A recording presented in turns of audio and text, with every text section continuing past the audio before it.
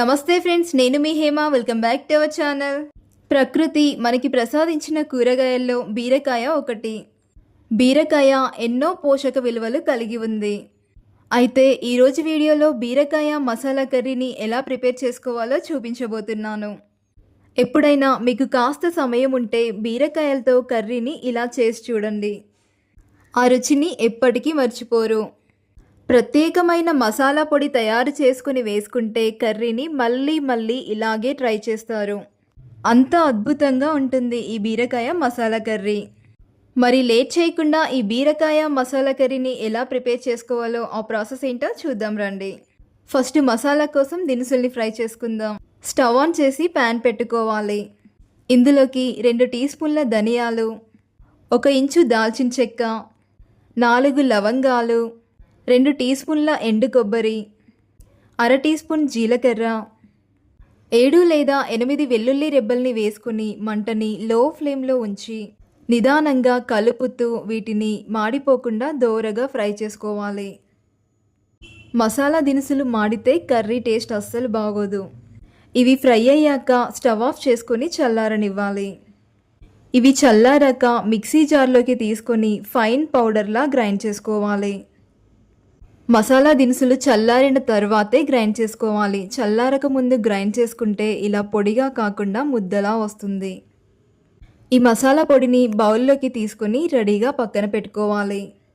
1/2 KG బీరకాయల్ని తీసుకొని peel off చేసుకొని శుభ్రంగా కడిగి ఇలా చిన్న ముక్కలుగా కట్ చేసుకోవాలి. కొన్ని బీరకాయలు చేదుగా ఉంటాయి, సో కట్ చేసేటప్పుడు చెక్ చేసుకొని కట్ చేసుకోండి. ఇప్పుడు స్టవ్ పైన ప్యాన్ పెట్టుకొని ఇందులోకి 2 టేబుల్ స్పూన్ల ఆయిల్ని వేసుకోవాలి. ఆయిల్ హీట్ అయ్యాక 1/2 టీ స్పూన్ చొప్పున జీలకర్ర, ఆవాలు, శనగపప్పు, మినపప్పులని వేసుకొని ఫ్రై చేసుకోవాలి.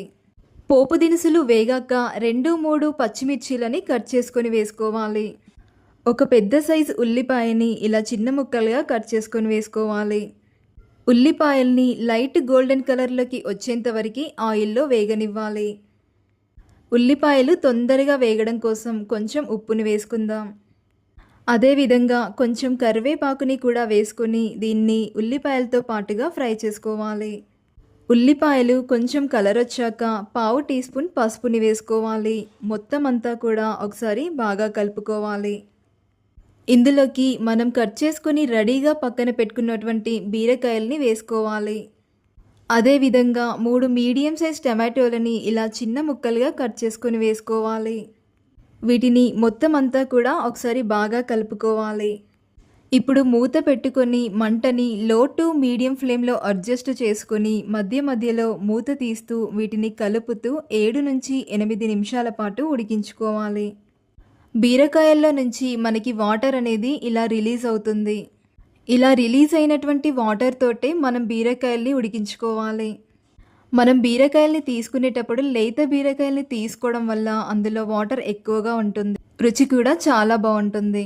7-8 నిమిషాల తర్వాత మూత తీసి చూస్తే బీరకాయలు మనకి ఈ విధంగా ఉడుకుతాయి. బీరకాయలు ఉడికాయో లేదో ఒకసారి ఇలా చెక్ చేసుకోవాలి.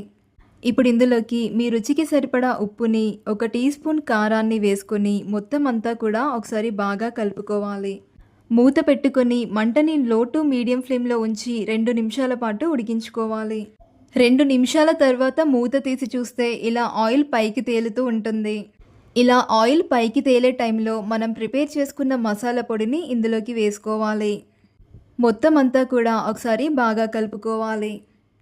ఇప్పుడు మూత పెట్టుకొని మంటని లో టు మీడియం ఫ్లేమ్లో ఉంచి 2 నిమిషాల పాటు ఉడికించుకోవాలి. 2 నిమిషాల తర్వాత మూత తీసి ఇందులోకి సన్నగా కట్ చేసుకున్న కొత్తిమీరని వేసుకొని మొత్తం అంతా కూడా ఒకసారి బాగా కలుపుకొని స్టవ్ ఆఫ్ చేసుకోవడమే. అంతేనండి, అద్భుతంగా ఉండే బీరకాయ మసాలా కర్రీ రెడీ. ఈ కర్రీ అన్నంలోకి మరియు చపాతీలోకి రెండింటిలోకి కూడా చాలా బాగుంటుంది. అందరూ కూడా తప్పకుండా ట్రై చేయాల్సిన రెసిపీ ఇది. బీరకాయల్ని మన ఆహారంలో భాగంగా చేసుకోవడం వల్ల చాలా ఆరోగ్య ప్రయోజనాలు ఉన్నాయి. బీరకాయలో కొలెస్ట్రాల్ మరియు సంతృప్త కొవ్వులు తక్కువగా ఉంటాయి.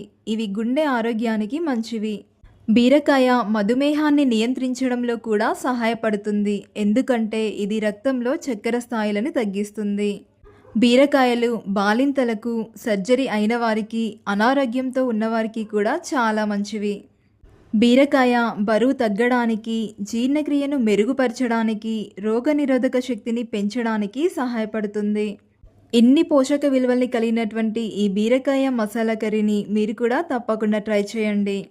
ట్రై చేశాక మీకు ఎలా కుదిరిందో మీ ఫీడ్‌బ్యాక్‌ని నాకు కామెంట్ రూపంలో షేర్ చేయండి. అండ్ ఇలాంటి మరిన్ని టేస్టీ రెసిపీస్ కోసం అయితే ప్లీజ్ నా ఛానల్‌ని సబ్స్క్రైబ్ చేయండి, లైక్ చేయండి, మీ ఫ్రెండ్స్ అండ్ రిలేటివ్స్ అందరికీ కూడా షేర్ చేయండి. Thanks for watching.